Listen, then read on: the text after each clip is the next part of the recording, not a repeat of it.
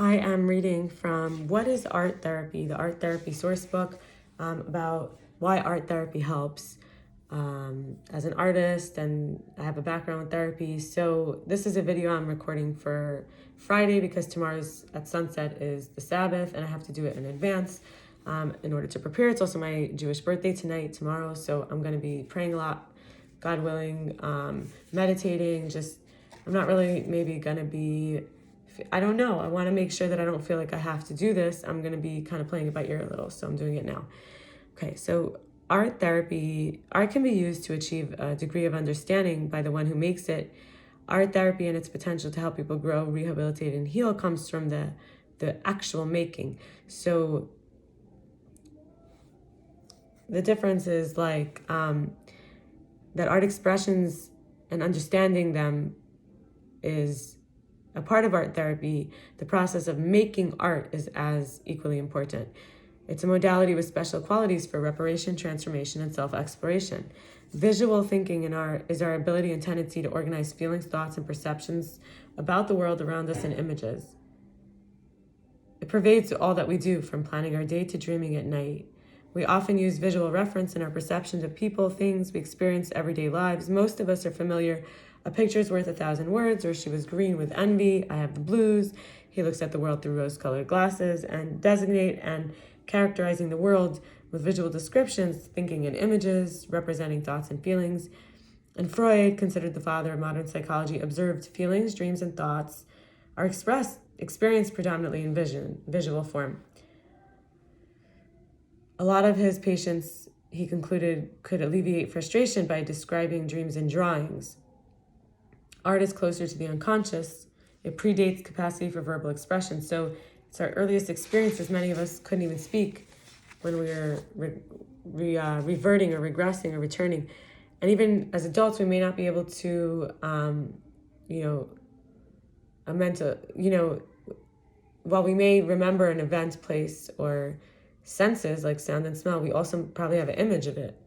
And Carl Jung, known for his interest in visual symbols like dreams and art, noted the importance of images in therapy. He observed that when you allow the mood or problem to become personified or represented as an image through the dreams or art, we begin to understand more clearly and deeply, experiencing the emotions in it. And he influenced the field of psychotherapy, which does rely heavily on images in memories and dreams and their connection to feelings in helping people work through emotional conflict and problems. More recently, researchers discovered that traumatic experiences often become encoded in the mind in the form of images. That is, when we experience traumatic events such as violent acts or catastrophes, our minds may take them in just like a camera taking a photograph, and it's only natural that these memories would emerge in the form of images. Visual art may offer a unique way to express traumatic images, bringing them to consciousness in a less threatening way. Although I worked with, and this is written by Cathy Malchiodi, although I worked with hundreds of adults and children who've been traumatized, there's a case in particular demonstrating how severe trauma can return in the form of images before even words are available. Carla, years ago, sketchbooks of drawings in her knapsack, said she never had an interest in art till recently. She'd been compelled to draw her dreams and imagination, arts, images, and they were troubling. She wanted to share with an art therapist, and they were very violent and painful, and the style was curious. It looked like it could be mistaken by an adult. It looked like it could be mistaken for the drawings of a young child, even though some looked like they were from an adult. And they worked together to follow the meanings and understand why she put these. With a hypnotherapist, she learned she'd suffered severe abuse, and formerly the dissociative identity disorder was formerly known as multiple personality. And in art expression, she could uncover the memories of the abuse and begin the process of healing, of understanding and integrating the experiences which she dissociated herself from, too painful to speak out loud. And art images also became a way to unravel and identify the multiple personalities she developed to cope with the severe trauma which she was subjugated by her father during the early years of her life. The visual language of art making is less familiar and less controllable. Art was a safe way to express complex and difficult experiences when words didn't come easily. Words can be a way of avoiding or disguising true feelings for people. Nonverbal communication, like art, can be a window for the feelings and thoughts not accessible through language. This quality of art making opens avenues to emotions and ideas that have remained in the unknown and unconscious. We all have had experiences and feelings difficult or impossible to express in words. Art therapy encourages, through painting, drawing, or art forms. For example, with Carla, trauma and abuse so painful she couldn't express them except in drawing. A way to communicate so she could consciously accept the reality of her childhood experiences, tapping her unconscious mind, expressing thoughts and feelings not immediately obvious or accessible through words. Art expression is not a linear process, and so it doesn't obey rules like grammar, logic, syntax, and spelling. So many complexities can be expressed simultaneously. There's a spatial matrix. You can communicate relationships through shape, color, and line. For example, in family members, drawing different times and places and connections can be easily seen in a painting versus while talking about it. In paragraphs, and ambiguous, confusing, or even contradictory elements can be put in some drawing or painting. Like, there's no rules about structure or organization. It can have paradoxical elements. We can therefore help to integrate and synthesize conflicting feelings and experiences. Art therapy can be also very useful with young children who don't have extensive vocabularies for describing their feelings and experiences, but they're generally comfortable with art as a natural way to communicate. There's also something called catharsis, which is releasing emotions, cleansing, purging, the expression or discharge of strong emotions for relief. For example, drawing, painting, sculpture, or some other art form, from painful or troubling feelings. And people being able to express the idea, experiences, or emotions in art has a positive effect. Others talking about what they portrayed is also cathartic, especially when it's traumatizing experiences or feelings. The actual process of making art alleviates emotional stress and anxiety by creating a physiological response of relaxation or altering mood. It's known that creative activity can actually increase brain levels of serotonin, which is the chemical too little is linked to depression. Others feel it's a meditative activity. Inner peace and calm comes through art expression. It's a hands-on activity, constructing, arranging, mixing, touching, molding, gluing, drawing, stapling, painting, forming. It's tangible. Natural interest in creating things happens with our hands, making things special and unique. Art has always been used to embellish, decorate in history, making things special, which are genuine human proclivities and needs. People sometimes create something extraordinary or unique through painting or sculpting. So others dress in special clothes for important occasions or cook special meals. There are visual ways of making special and that are fundamental. There are visual ways that are fundamental to human behavior, making special. And that art therapy is one of the only therapies you can make something tangible. It's a record that lasts of your meanings, experiences, and feelings, and documents in a concrete manner ideas and perceptions that can be reviewed later and compared with other images. That's a distinct benefit. Sometimes expressions during weeks or months literally allows one to see the thoughts and feelings and themes and events over time. The creative process and symbolic communication are two fundamental aspects of art therapy, and there are also different aspects. It's something that can generate self-esteem, encourage risk-taking and experimentation, teaching new skills, and enriching one's life. It's not just recreation. Creativity is actually using your hands and realizing you can make something unique. It's a powerful experience. There's a lot of undeniable therapeutic benefits. There's something personally meaningful and authentic about making something with your own hands from your imagination and touching different parts of ourselves, evoking past positive experiences of drawing or painting as a child, or a sense of pride and accomplishment, informing a clay sculpture, arranging images to make a collage. And history shows that individuals under great stress have made art as a way to transform and express inner conflicts. Like Vincent van Gogh and other well-known visual artists attest to this. Using and throughout history, artists have used art to explore human suffering and find meaning in emotional struggles and seek transcendence. After our basic needs, food, shelter, and security, are satisfied, there's a drive to self-expression. And even some humans, when deprived of the basic necessities, still strive to express themselves through the arts. Despite the constant shelling and sniper fire in Sarajevo,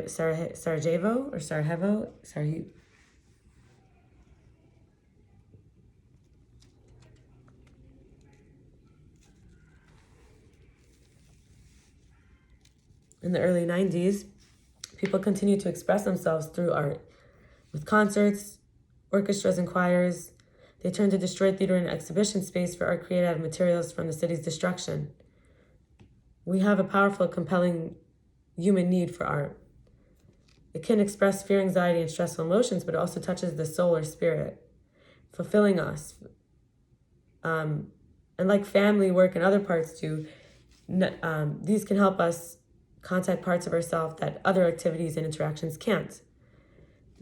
That example with from Sarajevo, whatever, is a moving example of how art helps us transcend our daily life. It brings wholeness and personal satisfaction to our lives, even though we might lack in other areas of safety or needs, basic, or have destruction or devastation around us. Art making might serve to be an existential purpose. When a world is filled with boredom, dysfunctional relationship, abuse, and addiction, and purposelessness, art can help us overcome the feelings of emptiness, existentially, and loss of soul. By making art and using our imagination, we can find relief of fears, anxiety, and depression, and discover new meanings in our lives. This experience is enhanced by an authentic relationship with a therapist, the completion of satisfying work, and the finding of personal satisfaction through the art-making process. Psychologist Rollo Mayo notes that grace, harmony, beauty, and balance are part of the many qualities of visual art. He observes that, I'm sorry, I'm not reading a lot of their names. I'm just reading one now. I realized when I read it that I've been mostly not reading their names. But he said grace, harmony, beauty, and balance are part of the many qualities of visual art, and that he observes that art can provide transcendence, to envision and imagine new possibilities, to even experience ourselves in new ways through visual expression, individuation, and reaching full potential, growth, and change. And also it's an enjoyable activity, enlivening, energizing, and pleasuring us. People are generally more lively and playful during art making and more communicative with others after the activity is finished. Making art is believed to help one become flexible and self-actualize and tap creative problem solving and intuition. Through art making, one can also experiment with new ideas, expressions, and ways of seeing. Finding joy playing, creating, and communicating in a meaningful way are necessary for psychological, physical, and spiritual health, and making art provides these experiences.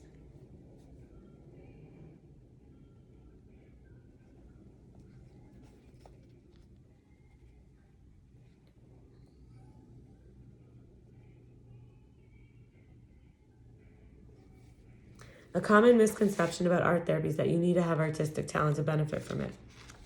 You don't have to make technically correct art to be successful or fail. It doesn't require any training. Drawing, painting, and a variety of other art forms are just methods of expression to anyone, age, abilities. It's normalizing. You can just be creative. It embraces the art that all expression is acceptable. And you don't have to make a great art. And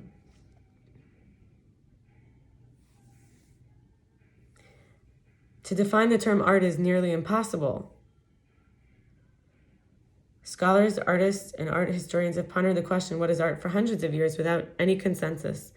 Some believe that what results from art therapy is not art because images are created for purposes other than fine art. Throughout the history of art, however, there has been an overlap between art created as fine art or decoration and art made to express views of the artist's inner world. Perhaps making great art is not possible for everyone, but people can be creative and find art making personally fulfilling. It can be helpful to know people who have considered themselves to be non-artists have discovered accidentally that making art can be an enriching experience despite a lack of training. A layperson found drawing helped her recover from 30 years of manic depressive illness. Somebody else, or maybe the same person, electroshock treatments, lithium, psychotherapy didn't help her with lasting relief from her condition. Following the death of her son in 1976, this woman enrolled in a drawing class after her sister suggested it. She could only do contours, which is looking at an object or person you're drawing rather than at the paper. And they appeared often distorted but rich in personality and detail. She came to contour drawing having never made art. That if she had no subject to draw, she should simply draw herself, the teacher said. She began drawing a series that depicted every wrinkle, age spot, and aspect on her elderly body, but other ideas came out, like treatment of the elderly, struggles with aging, depression, grief, and loss. Confronting and expressing her thoughts, feelings, and perceptions, she began to feel her depression lift.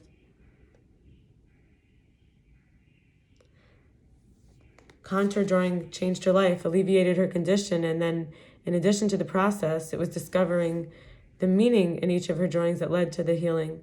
She reflected on the content of her images, and she found self-understanding through her art. It helped her experience the catharsis of her intense emotional pain when she created images, but her written commentaries helped her identify the meaning and got closure on experiences and feelings troubling her. She shared more of her life story not only through drawings, but with artists and art therapists. And and her conversations with them deepened her understanding and her emotional healing. And her drawings have since been appreciated all over the world. And now I'll tell you her name. It's Grandma Layton, but her first name is Elizabeth. She never sold her drawing, fearing the magic of the process would disappear. She gave of the more than 1,000 drawings she made to family, friends, and charity. It demonstrates the importance throughout the life span that feelings need to be expressed, whether through art or other means, in order to be resolved. For her, it was communicating what was difficult to say in words in a way of knowing her true self, and to express profound grief and loss and understand emotional distress and depression that was experienced for her for more than 3 decades. It finally helped her discover and create a meaning for her life. To be human and to be alive, art is a way of knowing what we believe. We explore our beliefs when we make art. We find the reason for pain or depression, or source of joy or creative potential. It tells our personal story in dimensions, feelings, thoughts, experiences, values, and beliefs. In the process of making this visible through art, we are offered a way to know ourselves prospectively, from a new perspective, and the opportunity to transform that perspective. Like most art therapists, I have my own personal definition of art therapy and how it works. It's a hybrid of all the ideas mentioned. I believe my role as an art therapist, this is the author, is to help people explore and express themselves authentically through art. Some may find relief from overwhelming emotions, crisis, or trauma, discovering insights about themselves, achieving an increased sense of well-being, enriching their daily lives through creative expression, or experiencing personal transformation. I recognize the power of art to expand self-understanding, to offer insight not available through other means, and to extend people's ability to communicate. And as personal narratives conveyed through images, they have their stories that people attach to them. And finding personal meaning in images is often part of the art therapy process. It's one of the most potent therapeutic qualities for some in art expression. A powerful way of knowing yourself and a powerful form of healing. In reading this book, the Art Therapy Sourcebook, you would learn how art therapy works, and you would even get to experience through personal art making some of the qualities unique firsthand. And how art therapy became important in enhancing health, encouraging emotional transformation, and finding personal meaning. Thank you.